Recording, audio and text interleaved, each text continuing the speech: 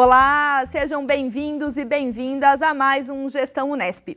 Considerando o final da gestão 2017-2021, nós vamos conversar com os gestores da universidade sobre o balanço das atividades realizadas até então e o legado que fica para a próxima gestão, que assume no dia 15 de janeiro de 2021. Considerando também a pandemia da Covid-19, algumas entrevistas são realizadas virtualmente e outras presencialmente aqui no estúdio da TV Unesp, seguindo todos os protocolos sanitários do Comitê Covid-19 da nossa universidade. Hoje, então, recebemos o pró-reitor de pesquisa, o professor Carlos Graeff. Professor Graeff, muito obrigada por sua participação mais uma vez aqui no Gestão Unesp. Eu que agradeço, Maíra. Professor, esta é a nossa terceira entrevista do ano, devido às circunstâncias da pandemia, como eu mencionei inicialmente, e nós fizemos um balanço das atividades da PROP neste cenário de pandemia, mas para a gente voltar um pouco no tempo, em 2017, nós aqui estivemos no início da gestão para apresentar o plano de pesquisa da PROP, e eu gostaria de saber que pesquisa era essa que vocês almejavam construir para recuperar aos nossos espectadores, qual que era essa meta da gestão relacionada à pesquisa? Haviam vários desafios, mas talvez o principal era trazer um pouco mais de transversalidade, ou seja, que a Pró-Reitoria de Pesquisa conversasse com as outras áreas acadêmicas no intuito de produzir pesquisas mais próximas à sociedade. Então, acho que esse talvez foi o balanço inicial, os propósitos iniciais. Essa transversalidade, ela dialoga com uma proposta que o senhor mencionou aqui também no Gestão Unesp em 2017, de um trabalho em rede da Pró-Reitoria de Pesquisa, com essas outras pró-reitorias, como o senhor mencionou, mas também com outras instituições nacionais e internacionais. Em que medida, ao longo desses 4 anos, a PROP caminhou para almejar esse trabalho em rede e essa construção de transversalidade que o senhor mencionou? Sim, então foram vários conquistas que nós tivemos, né? Então, essa questão da transversalidade interna ocorreu de forma bastante positiva, principalmente em resposta à regulamentação do marco legal da inovação. Então, na inovação, nós conseguimos, juntos com a UIM, com a Pró-Reitoria de Extensão, outras áreas, CPA, avançar e muito na legislação da nossa universidade para justamente aumentar essa possibilidade de trabalhar em rede e com a sociedade de maneira geral. Além dessa iniciativa, outras interessantes foi justamente a gestão desse chamado escritório central de gestão de projetos e inovação, juntamente com a UIM.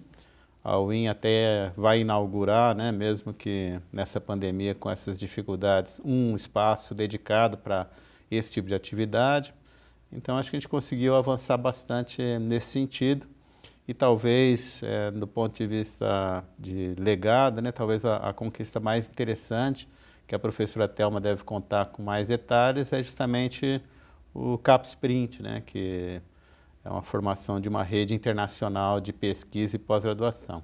Professor, o senhor mencionou a questão do marco legal dentro da nossa universidade, então foram discussões, né, nas câmaras, né, de pós-graduação, de pesquisa, também no nosso conselho universitário. E o que representa para a universidade ter essa regulamentação, uma vez que nós passamos nos últimos anos e ainda estamos numa crise da descrença na ciência, no papel da ciência, do financiamento de pesquisas, né, que venham a colaborar com a sociedade? Sim, então, é um desafio grande da universidade, de maneira geral, em específico nosso, né, que o Brasil ainda tem pouca pesquisa, vamos dizer assim, chamada transversal, agora no nível de desenvolvimento de produtos, né. Então, uma questão interessante a pesquisa que é feita na universidade, no fundo, resumidamente, é transformar dinheiro em conhecimento. E o que deve ser feito na indústria de inovação é transformar conhecimento em dinheiro de volta, fazer uma chamada roda da fortuna.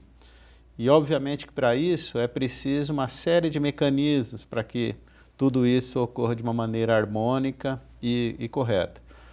Um dos passos foi justamente o marco legal. O marco legal dá uma série de mecanismos de segurança para os pesquisadores na universidade a trabalhar nesse tema e, ao mesmo tempo, para as empresas terem a garantia de que vão ter uma parceria equilibrada, né, que eles vão poder contar com a universidade para o desenvolvimento de produtos inovadores.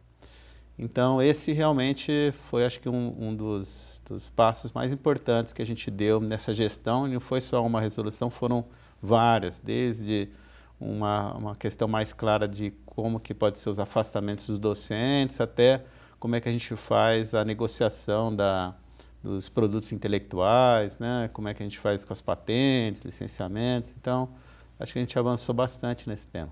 Professor, nós também vamos conversar com o professor Wagner, que é o gestor da UIM, mas pensando nesse impacto da inovação, a inovação social, patentes, o senhor acredita que a universidade tem avançado, os pesquisadores eles têm reconhecido esse potencial de empreendedorismo, de inovação, a partir das pesquisas, dos laboratórios que muitas vezes ficam restritos aos pares, seja até em comum com outras universidades, mas essa devolutiva para a sociedade e também nesse diálogo dessa parceria privada com empresas? Eu tenho, assim, a impressão de que avançou muito. Antes, algumas décadas atrás, era um diálogo um pouco difícil e hoje em dia está cada vez mais claro. Inclusive, talvez uma questão que ajudou bastante nesse problema foi até logo no comecinho da gestão, quando a gente foi discutir a questão da nova forma de avaliar os departamentos, né, que é essa forma de planejamento e avaliação.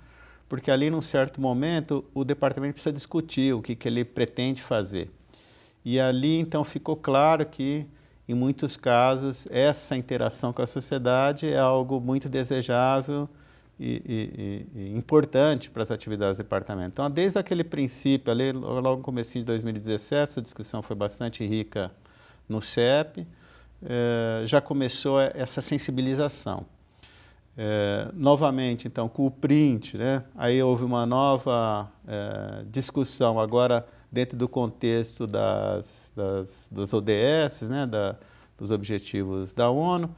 Então, eu acho que, de certa forma, até de uma forma relativamente acelerada, a Unesp respondeu, né, a essa. Ela, na verdade, já tinha muita atividade em comum com a sociedade, agora acho que está ficando mais claro, mais organizado isso. E pensando no cenário de pandemia também, ligado à PROP e dentro da nossa universidade foi constituído o Comitê Científico Covid, coordenado pela professora Célia Nogueira, que é uma das assessoras da PROP, e acredito que esse momento foi muito de fomentar e recuperar e renovar essa força da ciência e das pesquisas que vem dentro da universidade. Isso, Mayra, acho que foi um momento bastante interessante, assim, obviamente que trágico de certa forma, porque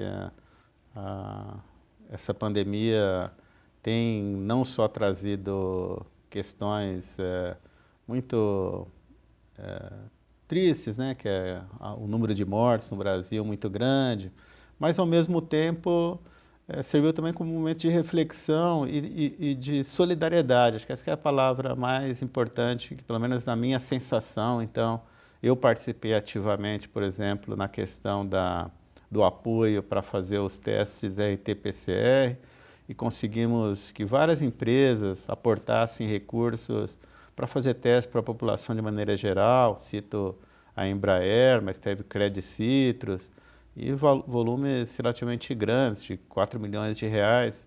Então, o que eu percebo assim é que, justamente como você estava bem colocando, acho que o ano passado houve muito essa tensão, né, sobre o papel da universidade, se a ciência deveria ou não, ou se ela é ou não importante para o funcionamento da sociedade.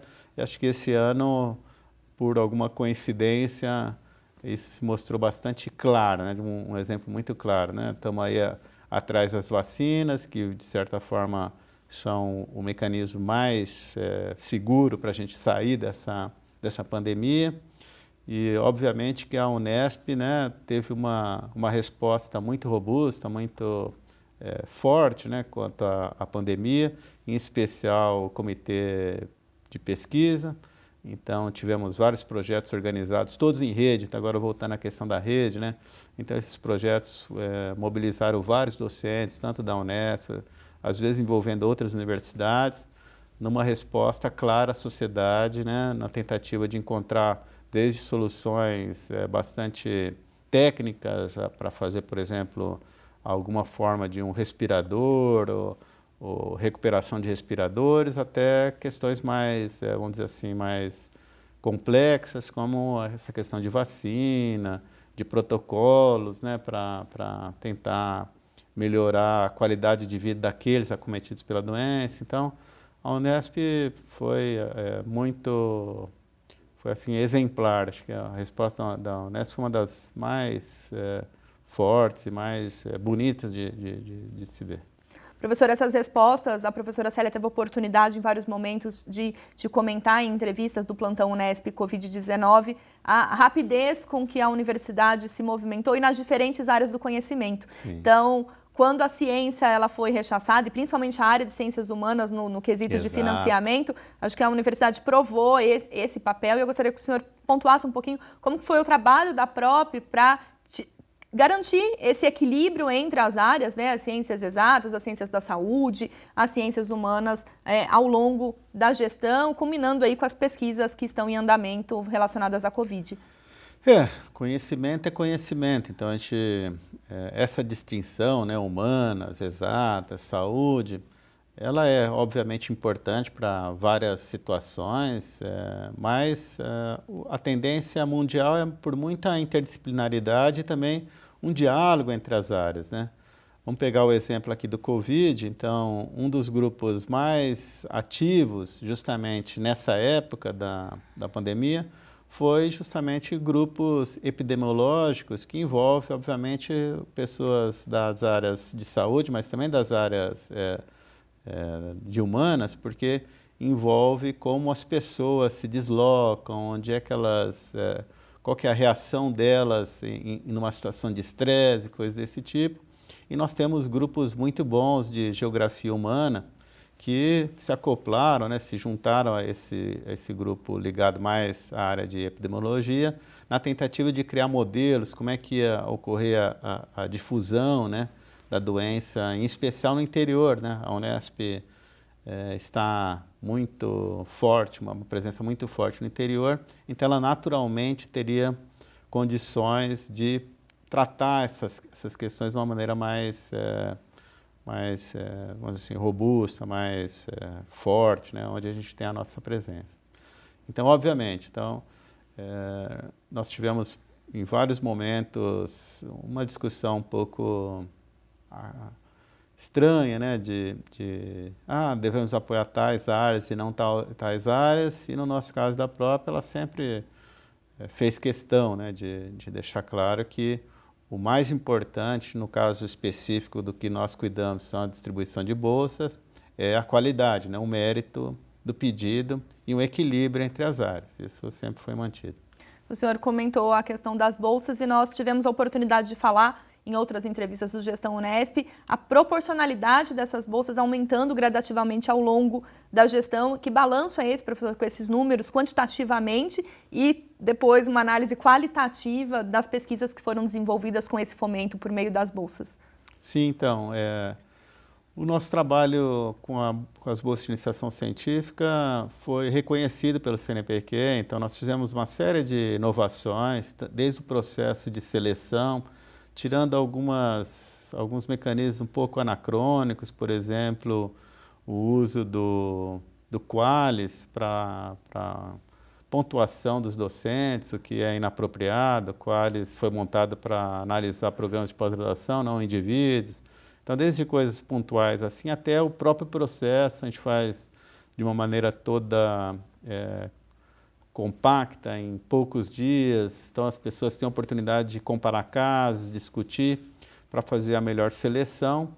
Então, desde esse processo de seleção até inovações no Congresso de Iniciação Científica, então deixando ele com um formato mais dinâmico e dentro daquela nossa perspectiva de ter um diálogo maior com a sociedade, de fazer com que, por exemplo, os alunos produzissem pequenos vídeos que eram colocados na rede social.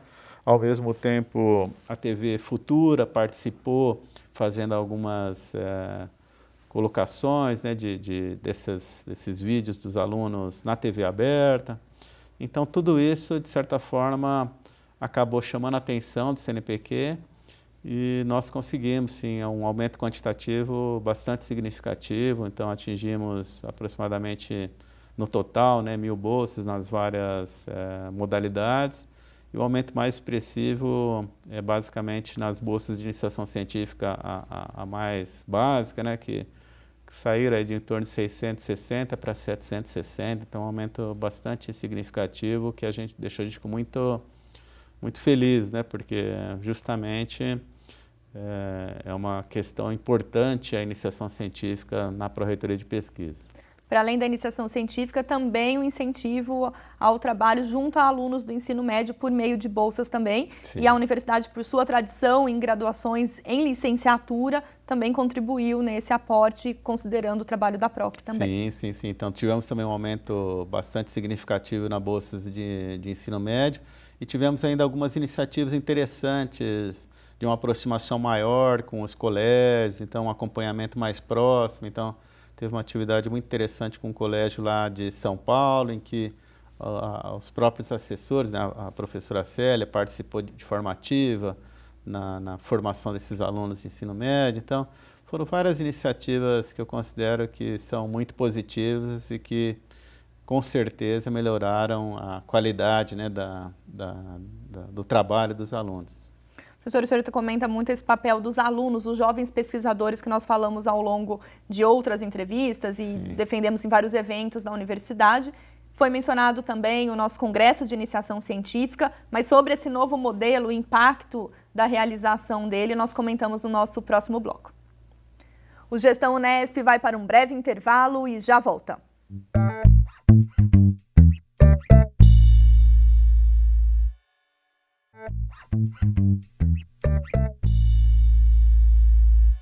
Estamos de volta com o Gestão Unesp, trazendo balanço das ações neste último ano de gestão da Pró-Reitoria de Pesquisa. E aqui comigo no estúdio da TV Unesp, seguindo todos os protocolos do Comitê Unesp Covid-19, o professor Carlos Graeff.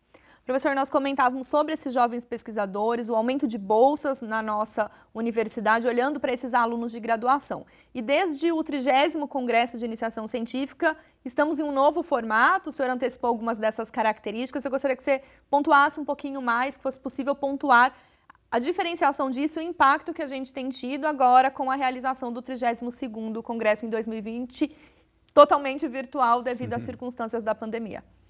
Exato. Então, no 30º Congresso de Iniciação Científica, obviamente que era uma data especial e houve uma série de preparativos, né? Entre eles, acho que o que foi mais interessante foi esse nosso experimento. A gente enxergou que os alunos, né, vivem num ritmo atualmente assim, bastante acelerado devido à internet, né, essa facilidade de entrar nas redes sociais e tal. E então eu tive a ideia, né, participando de um congresso, na verdade, na Alemanha, das chamadas sessões flash. Então, que os alunos têm que sintetizar o trabalho deles num tempo bastante curto, 3 minutos, e fazer de uma forma bastante dinâmica, ou seja, um aluno fala, o outro vem em seguida, e outro, de tal forma que a gente possa dar maior visibilidade, porque apesar do formato ser misto, né, então tem essa apresentação e depois o painel, antigamente era praticamente só painel, e a gente sabe que quando é só painel, como são muitos painéis em um tempo relativamente curto, a chance da pessoa acompanhar todos os trabalhos é muito pequena. Então, qualquer pessoa que vai participar da sessão de painéis, no fundo, tem que escolher alguns para poder conversar e, às vezes, escapa um ou outro trabalho que poderia chamar a atenção daquela pessoa. Então, nesse formato flash, todos os alunos têm a oportunidade de falar. Isso eu estou falando na segunda fase, né? De falar um pouquinho sobre o trabalho, então todo mundo, de certa forma, fica sabendo o que tem de mais, vamos dizer assim, mais chamativo, o core, né, o coração daquele trabalho. E além do que, dá um pouco de adrenalina, né? Porque você falar em público, nem a gente está falando agora, a gente sabe que é uma das ações, né, que trazem bastante ansiedade. Então, isso traz um pouco de ansiedade, mas ao mesmo tempo é adrenalina. Então, foi bastante bem recebido pelos alunos e pela comunidade de maneira geral. Acho que esse formato acabou se estabelecendo. E como você bem colocou, né, agora esse último, devido à pandemia, um formato totalmente diferente, né? Então, nós acabamos contratando uma empresa especializada em eventos dessa maneira, de eventos online, e teve bastante sucesso, mas, obviamente, com as limitações, né, de fazer as coisas totalmente virtuais. Tem, como tudo, né, tem as suas vantagens e suas desvantagens. A facilidade que você não precisa sair da sua casa para participar, mas, ao mesmo tempo, é muito diferente uma atividade como a gente está fazendo aqui presencial, em que você olha a pessoa, você escuta, você tem tempo de certa forma, se concentrar naquele assunto. E quando você está online, é um pouco mais difícil. Nem todo mundo tem essa facilidade. Então, mas era o que era possível de se fazer, dada, como disse, esse momento tão difícil que a gente está passando. E por conta do aumento de bolsas também se aumentou o número de alunos e orientadores que têm incentivado e visto que a participação nesses congressos é de suma relevância para esses alunos, bem como também a questão de mobilidade desses discentes e também dos docentes a partir dessa iniciativa de divulgação ainda maior da pesquisa. Assim, não, então... Obviamente que a iniciação científica na Unesp tem o pessoal que é fomentado, mas também tem os sem bolsa, né? Mas, obviamente, quanto mais bolsa, a gente não consegue dar bolsa para todos os alunos, isso está muito longe, né, do universo de alunos. Porque é crescente esse interesse, professor, pela iniciação científica, pela pesquisa, por grupos de pesquisa. Eu acho que... os alunos logo percebem o quão interessante e quão importante é a atividade de pesquisa para a formação deles. Esse é um ponto que eu gosto sempre de enfatizar e os números mostraram. Então, o CNPq fez aí uma série de pesquisas, né, no sentido de entender um pouco o impacto das bolsas de iniciação científica na vida dos alunos, tanto a vida acadêmica quanto a vida profissional. E a Unesp foi escolhida como um caso especial, assim, né, focada teve um geral para todas as bolsas no Brasil e um específico para a Unesp, e mostrou lá, os resultados são muito claros, que os alunos que fazem iniciação científica têm um melhor desempenho tanto na pós-graduação quanto na vida profissional. Então, ganham mais e, ao mesmo tempo, terminam a pós-graduação mais rapidamente, porque basicamente, assim, de uma forma muito sintética, os alunos, quando fazem iniciação científica, eles saem um pouquinho da casinha, eles saem daquela rotina de ir para a aula, né, assistir aulas e voltar para casa. Trabalhos finais. E começa a pensar, não, deixa eu ver, como é que eu vou entender isso daqui? Eu tenho que ir atrás de livros, tenho que conversar com as pessoas, eu tenho que ir na internet. É um processo muito autônomo também. E essa autonomia do estudante, ela assim, justamente, estimula essa vontade de ir atrás do conhecimento e não simplesmente assistir, né, ficar de uma forma um pouco mais passiva, ser mais ativo na busca do conhecimento. Essa que o senhor comentou agora, né, ser mais ativo na busca do conhecimento, vai ao encontro também de uma outra meta da própria ao longo da gestão, que é aumentar a divulgação científica, gradativamente essa divulgação científica, isso porque os órgãos de fomento têm visto essa divulgação científica não apenas por critérios de rankings, mas de publicações de impacto, mas a importância dessa devolutiva social, da inteligibilidade das pesquisas, né, para que a sociedade de fato compreenda o que a universidade faz, e a PROP fez diversas ações no sentido de estimular a divulgação científica, de criar padrões, como as PROP-TIPs vêm dando dicas a essa comunidade científica da universidade. Então, assim, como toda atividade, né? Então, a atividade de pesquisa tem várias fases. E, obviamente, que uma importante é o planejamento. Então, a hora que as pessoas se preparam para fazer alguma pesquisa, então tem o projeto e tudo mais, e a gente criou, então, justamente com os escritórios de pesquisa e tudo mais, condições de que essas pesquisas pudessem ser feitas de uma maneira um pouco mais organizada, em redes e tudo mais, uma série de ações no sentido de apoio.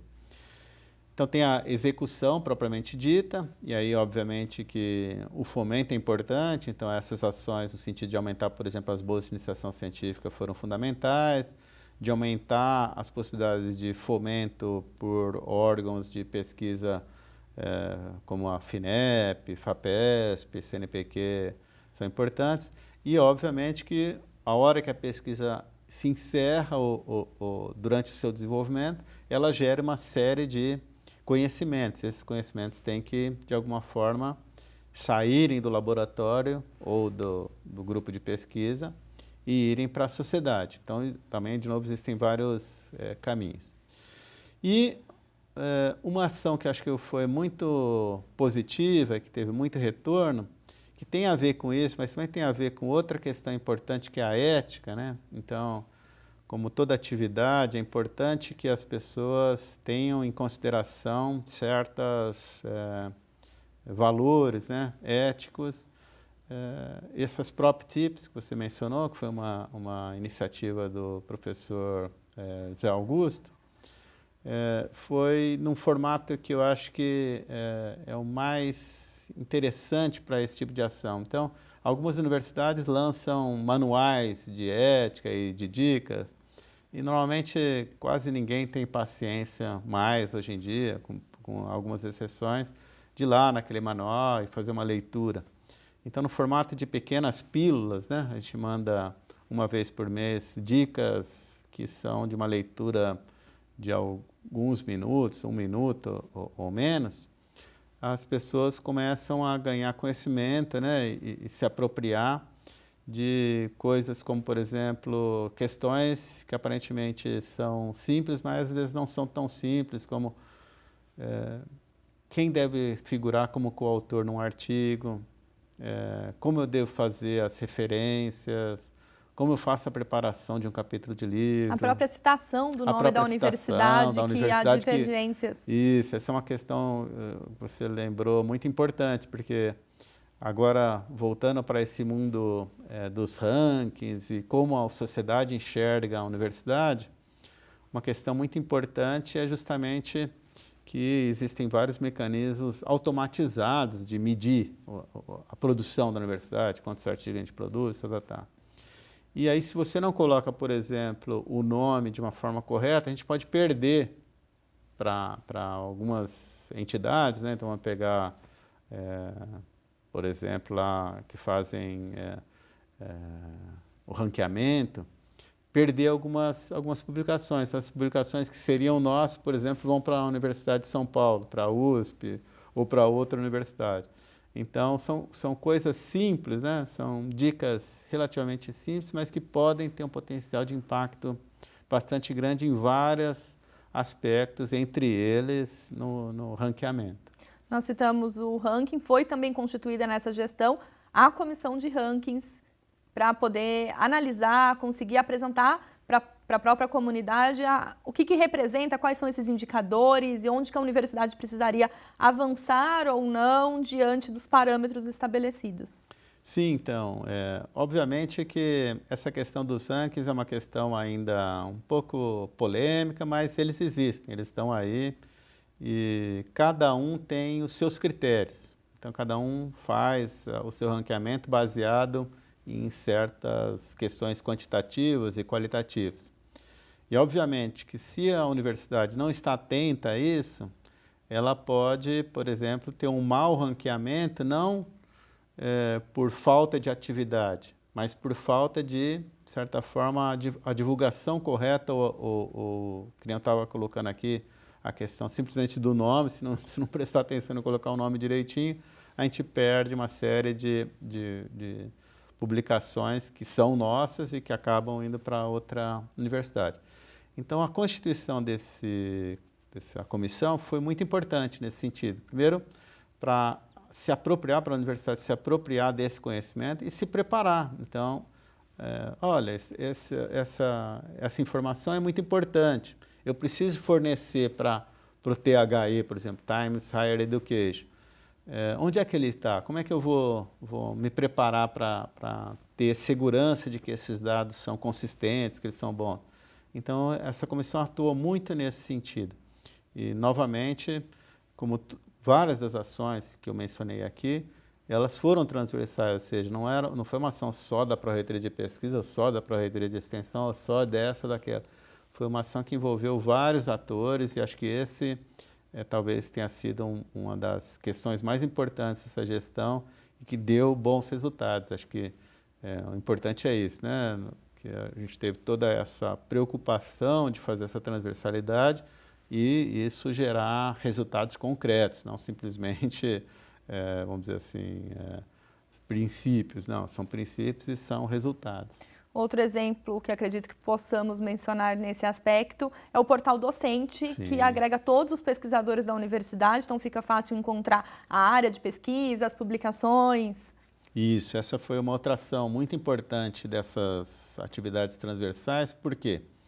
Porque, de novo, uma questão importante agora, né, na nossa atualidade, é que nós estamos cada vez mais digitais, né? Então, nosso universo digital expandiu-se rapidamente. A gente estava aqui falando você mesmo, né, vai fazer entrevistas aqui pessoais, outras via rede. Então, a quantidade de informação digital é importante. E aí, então, o portal docente teve justamente esse objetivo do quê? De pegar informações, por exemplo, do banco de dados de graduação, de pesquisa, de inovação, de número de horas em sala de aula, quando a pessoa entrou na universidade, ou que projetos que ela tem na FAPESP, no CNPq e assim por diante, e congregar isso tudo de tal forma que um leigo, né, ou uma pessoa, vamos dizer assim, vamos colocar um caso específico, tem uma empresa que de repente está interessada em desenvolver algum produto e precisa de um especialista, sei lá, em abelha ou em inseminação artificial de gado ou o que seja.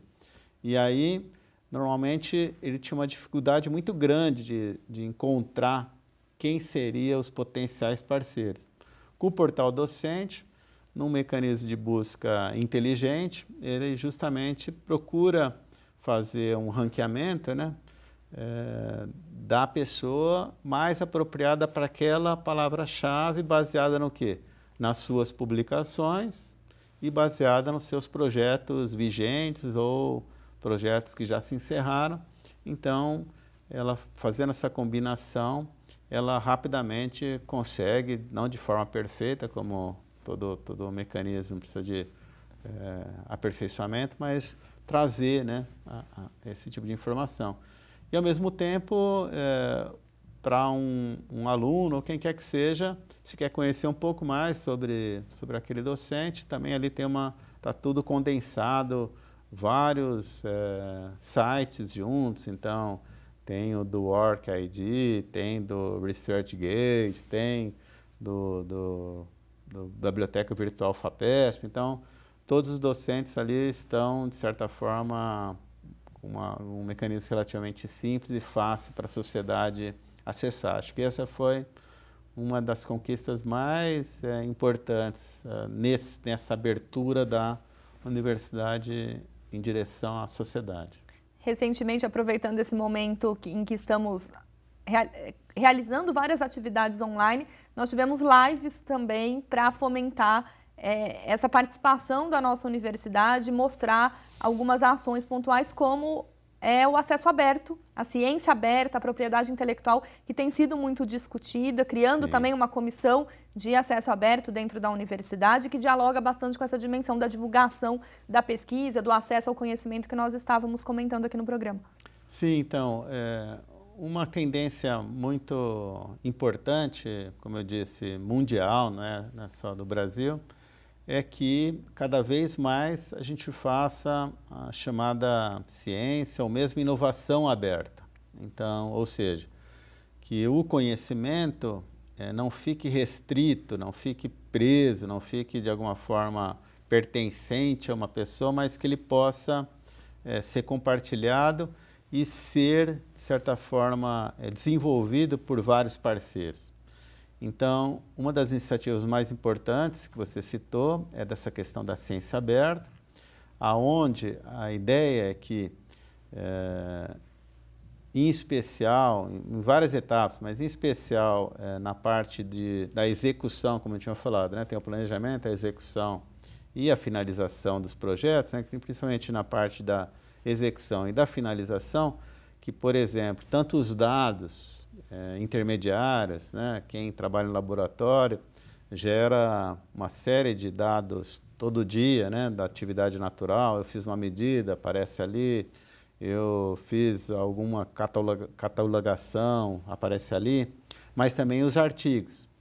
Então, nós, novamente uma atividade transversal, criamos uma comissão de ciência aberta, demos um primeiro passo com uma resolução que justamente tende a atender essa demanda por uma maior abertura da pesquisa realizada na universidade, nesse novo mundo que está se delineando, chamado de muros baixos. Então, ou seja, onde existe um ambiente colaborativo, em que pessoas, tanto pesquisadores das universidades públicas, mas também pode ser, por exemplo, empreendedores em startups ou pesquisadores em empresas, possam, de certa forma, colaborar no intuito de gerar, por exemplo, produtos mais ambientalmente corretos, mais inovadores, que possam responder e resolver problemas concretos da sociedade.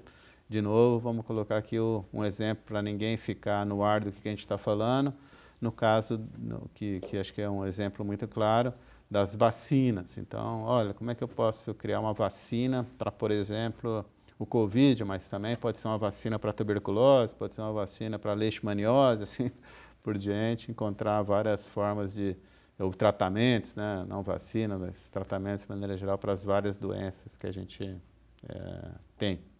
Esse trabalho em rede, esse impacto da sociedade, né, a fomentar ainda mais a pesquisa dentro da nossa universidade, tanto Opa! 3, 2, 1.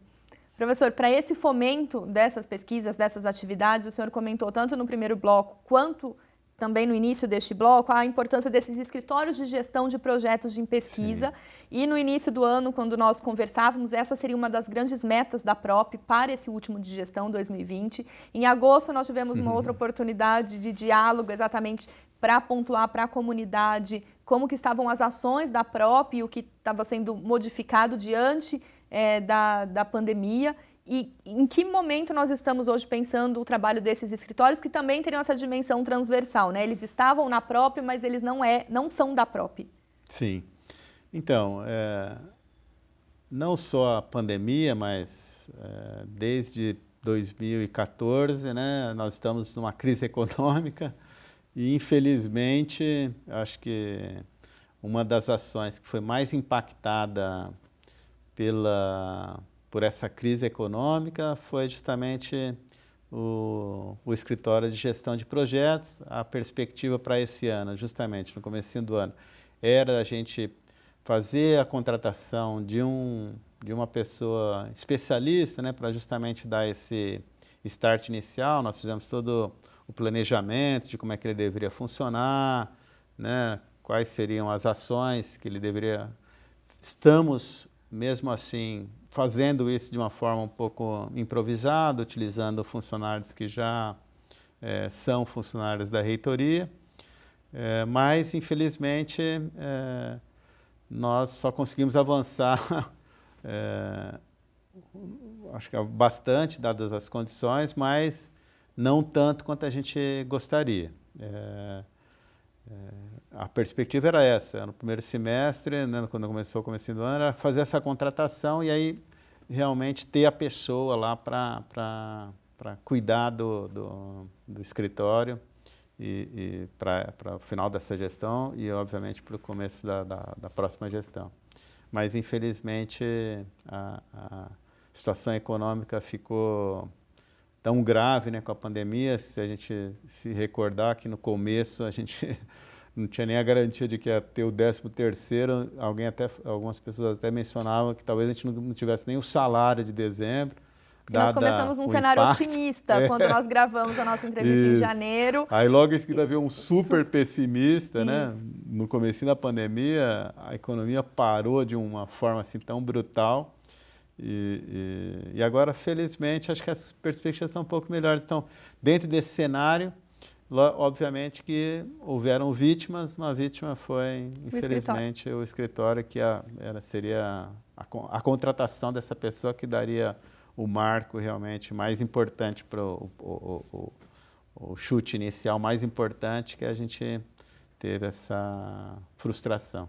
Professor, o senhor mencionou a crise econômica, nós falamos já dessa questão da legitimidade da ciência, da importância da ciência, e na universidade, ao longo da gestão, se abriram oportunidades para novos investimentos. Recentemente aprovada a legislação referente aos fundos patrimoniais, inaugurados alguns laboratórios e centros financiados pela FINEP. O próprio parceiro Unesp abre aí perspectivas neste momento da pandemia para financiar projetos referentes ao enfrentamento da pandemia da Covid-19. Eu gostaria que o senhor mencionasse a importância dessas novas oportunidades, dessas novas portas de financiamento e esses investimentos para a gente assegurar ainda mais a pesquisa, a ciência dentro da Unesp.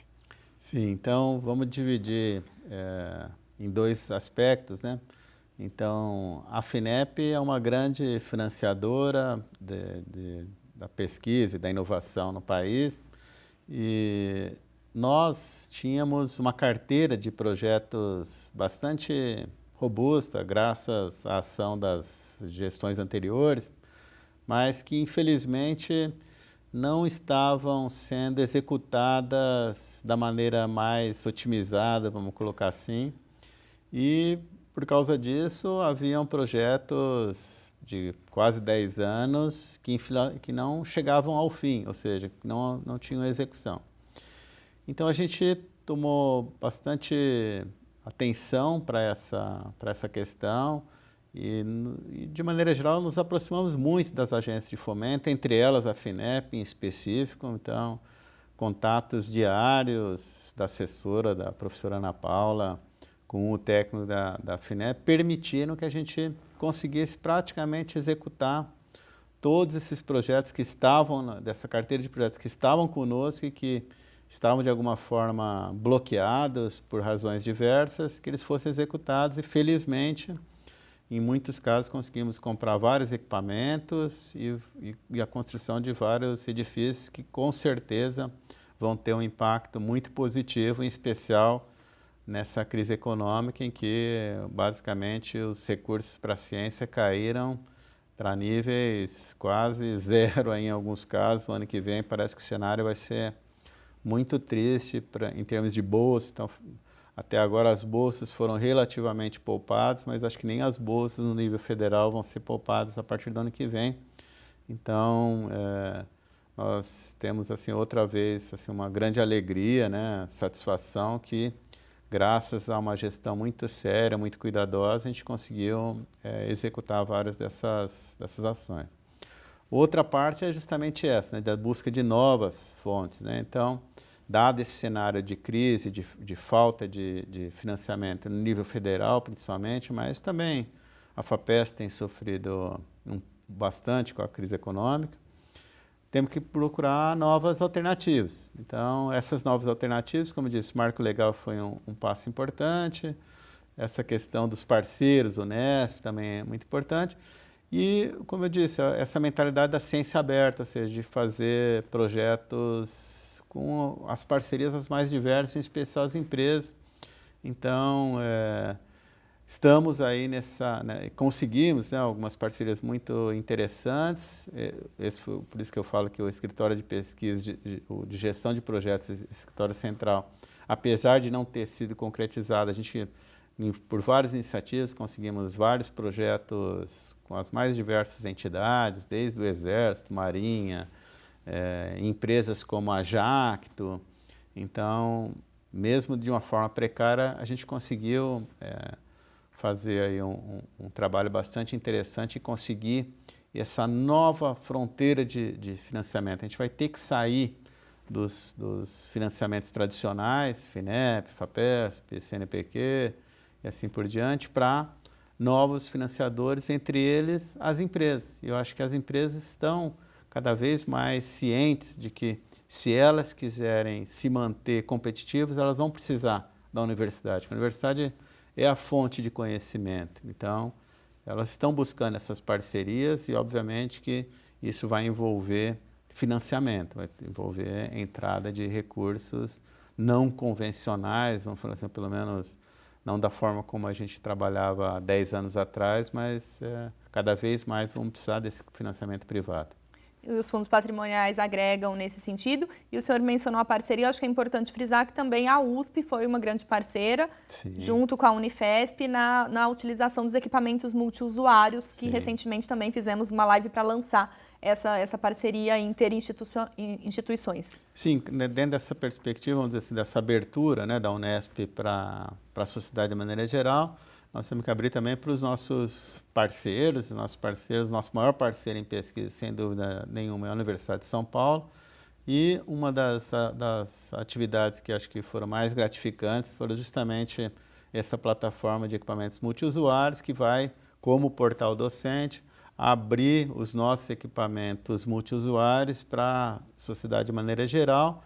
E mais interessante é que essa plataforma não é só da Unesp, não é só da USP, não é só da Unifesp, mas uma plataforma comum, ou seja, que vai congregar mais equipamentos e vai resolver, então, problemas para maior número de pessoas ou interessados, empresas, por prestação de serviço, ou, como eu disse, dentro dessa perspectiva da ciência aberta, de realizar projetos conjuntamente. Professora, para a gente finalizar, nós passamos aí por alguns dos tópicos, algumas das atividades da PROP ao longo desses 4 anos. Que legado é esse que fica, então, da PROP para a próxima gestão que assume em janeiro de 2021? O legado maior, acho que você já colocou desde o princípio, né, que era muito dessa transparência e uma maior abertura para a sociedade. Então, nós planejamos, executamos, né, e concretizamos várias ações nesse sentido. Você pontuou várias delas, né? Então, esse portal de docentes, o multiusuários, o escritório de gestão de projetos, um bom relacionamento com a FINEP, com a FAPESP, com o CNPq, que geraram, por exemplo, esse aporte de bolsas, né, de iniciação científica. Então, acho que o legado é esse, é a própria dialogando internamente, né, com as outras pró-reitorias e não só as pró-reitorias, mas CPA, a UIM, a questão de informática, né? Então, um diálogo interno muito aberto na busca de resolução de problemas, mas também com a sociedade, desde as nossas parceiras, com a Universidade de São Paulo, com a FAPESP, com a FINEP e, mais recentemente, com as empresas, com o Exército, Marinha e quem tiver interessado, as prefeituras, quem tiver interessado em trabalhar conosco. Tá? Acho que essa talvez seja o trabalho mais interessante, né? de uma abertura, né? Uma transversalidade, mas muito transversal mesmo, não só interna, mas para fora. Eu aproveito, obviamente, que isso daqui foi um trabalho de muitas pessoas, então fazer agradecimentos, né? Agradecimentos a todos os assessores, né? Você está aqui, o José Augusto, a Maria Isabel, a Jane, a Ana Paula, o Paulo Noronha, a Célia, né? Que foram muito importantes e além de todo o pessoal, né? Os servidores não docentes, todos fundamentais, em especial com todas as dificuldades econômicas que nós enfrentamos, pandemia, CPI o ano passado, que a gente não falou, mas tivemos que enfrentar uma CPI, então foram tempos bastante desafiadores, mas que felizmente a gente conseguiu avançar em várias áreas e trazer resultados concretos, né, para a universidade e para a sociedade.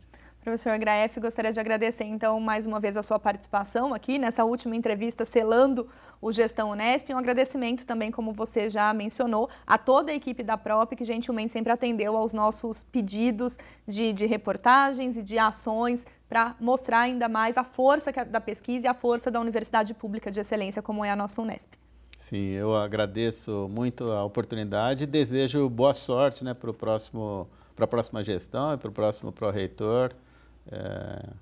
Vão ser novamente momentos de muita dificuldade, mas que a Unesp está sempre progredindo e que a gente espera, né, que a próxima gestão também possa continuar esse trabalho de excelência que a universidade tem. Muito obrigada, professor. O Gestão Unesp fica por aqui. Acompanhe as demais entrevistas com os gestores da universidade referente ao balanço da gestão 2017-2021. Obrigada pela companhia e até a próxima.